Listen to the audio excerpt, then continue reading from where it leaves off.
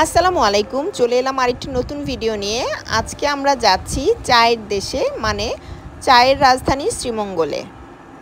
তো আমাদের যেহেতু হাতে সময় কম ছিল, আমরা একটি গাড়ি, প্রাইভেট কার ভাড়া করে নিলাম এবং ঢাকা থেকে স্টার্ট করেছি সকাল 6টায়।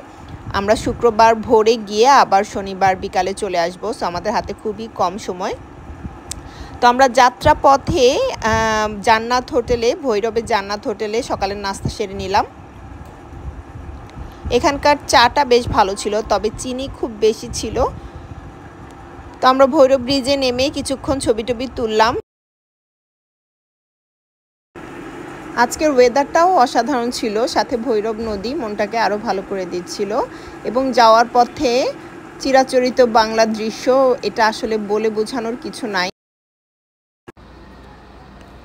আমার মনে হচ্ছে আমরা শ্রীমঙ্গলের প্রায় কাছাকাছি চলে এসেছি, কারণ চা বাগান এবং চা শ্রমিকের দেখা মিলেছে।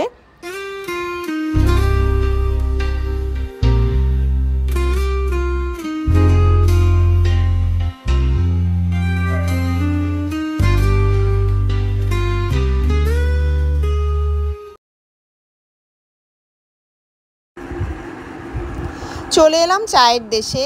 আমার কাছে সব কিছু স্বপ্নের মতো লাগছিল। এর আগেও আমি শ্রীমঙ্গলে এসেছি, কিন্তু এবার আমি গার্লস ট্যুরে আসায় আমার এক্সাইটমেন্ট একটু বেশিই ছিল। আমরা শ্রীমঙ্গলে পৌঁছেছি প্রায় 11টায়, কিন্তু আমাদের রিসোর্টে চেক ইন টাইম ছিল 2টা। সো এর মাঝে আমরা একটু ঘোরাঘুরি করে নিলাম। আমরা চলে এলাম নূরজাহান টি গার্ডেনে। শ্রীমঙ্গল আপনার কাছে মনে হবে ছবির মতো। শ্রীমঙ্গল আসার সবচেয়ে সহজ উপায় হচ্ছে ট্রেনে করে এসে তারপর আপনারা চাঁদের গাড়ি ভাড়া করে নিতে পারেন।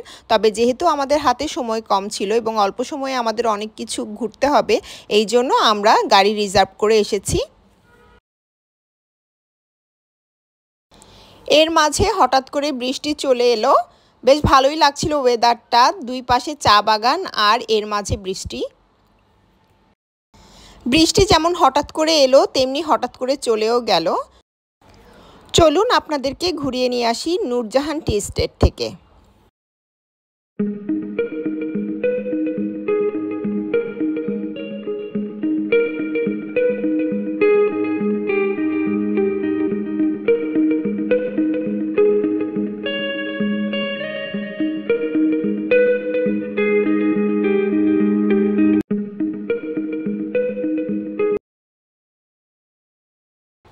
নূরজাহান টি এস্টেট থেকে আমরা চলে এলাম গাংচিল রেস্টুরেন্টে দুপুরের খাবার খাওয়ার জন্য।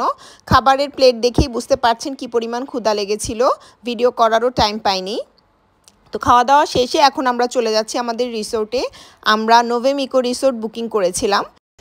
এখন আমাদের প্ল্যান হচ্ছে আমরা রিসোর্টে ব্যাগ রেখে কিছুক্ষণ ফ্রেশ হয়ে দেন আমরা মাধবপুর লেক চলে যাব। চলুন ঘুরে দেখি নোভেম ইকো রিসোর্ট।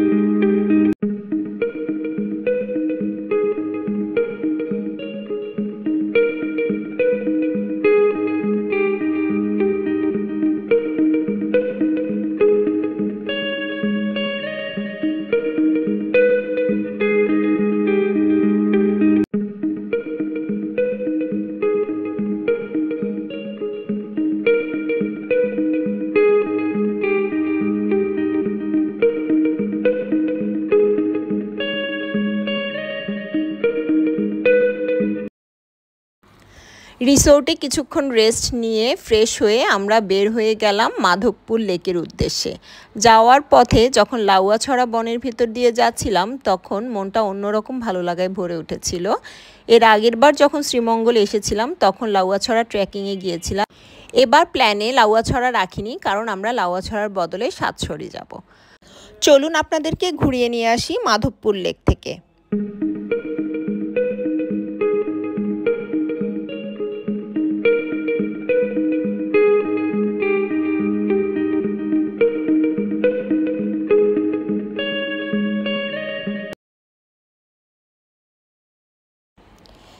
কি অসাধারণ প্রকৃতি, শুধু মনে হয় তাকিয়েই থাকি। ওই যে দূরে দেখা যাচ্ছে ইন্ডিয়ার পাহাড়, সেগুলো এই পরিবেশের সাথে এক নতুন নৈসর্গিক মাত্রা যুক্ত করেছে। সন্ধ্যার ঠিক আগ মুহূর্তে আমরা নেমে এলাম পাহাড় থেকে। এখন আমাদের যাওয়ার পালা। যাওয়ার পথে পরিবেশকে আরও নৈসর্গিক করে দিয়েছিল এই বংশীবাদক।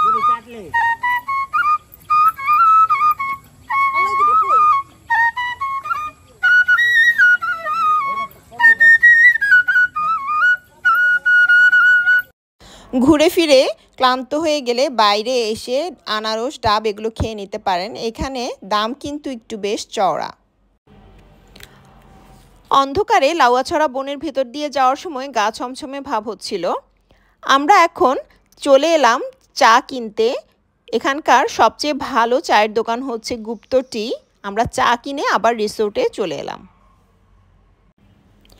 রিসোর্টে এসে আমরা ফ্রেশ হয়ে নিলাম এবং তারপর আমরা চলে গেলাম রাতের খাবার খেতে। আজকে তাদের বুফে ডিনার ছিল।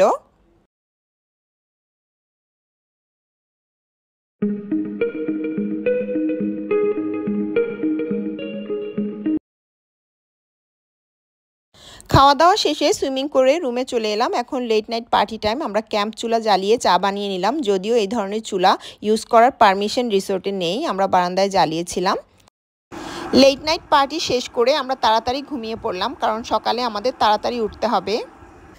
সকাল সকাল ব্রেকফাস্ট শেষ করে আমরা রওনা দিলাম। এখন আমরা যাচ্ছি হচ্ছে সাতছড়ি ন্যাশনাল পার্ক। পথে আমরা একটু মণিপুরি শাড়ি কেনার জন্য নীলকণ্ঠ টি ক্যাবিনের ওই দিকে কিছু মণিপুরি দোকান আছে, সেখানে যাব।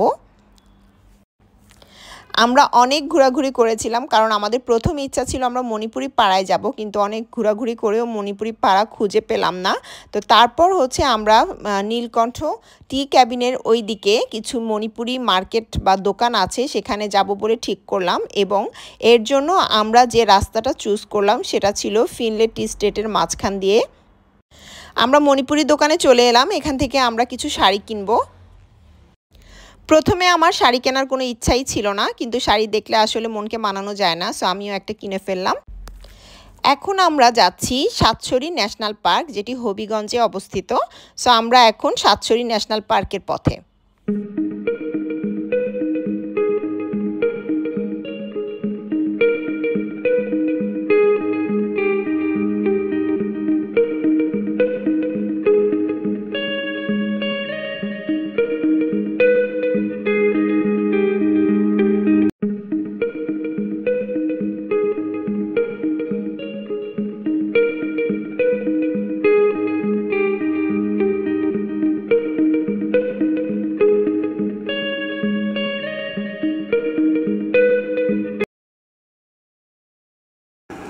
আমরা চলে এসেছি সাতছড়ি ন্যাশনাল পার্কে।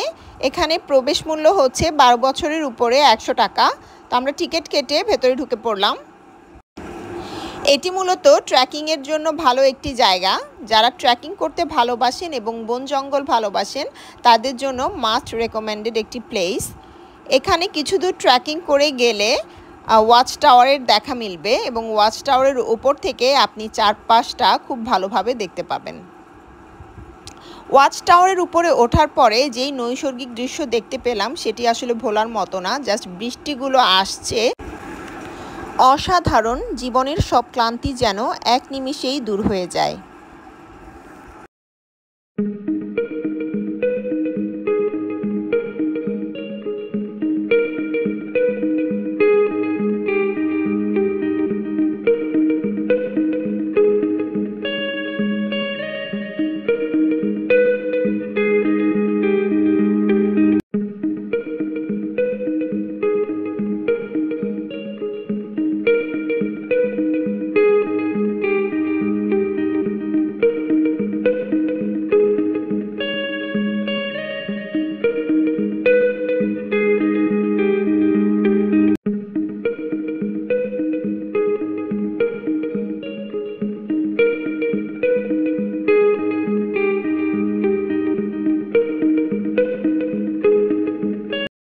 যারা শ্রীমঙ্গল আসবেন অবশ্যই নীলকণ্ঠ ক্যাবিনের 7 রঙের চাটা ট্রাই করবেন। যদিও টেস্ট খুবই বাজে, তবে ফরেন এক্সপিরিয়েন্স সবাই ট্রাই করতে পারেন।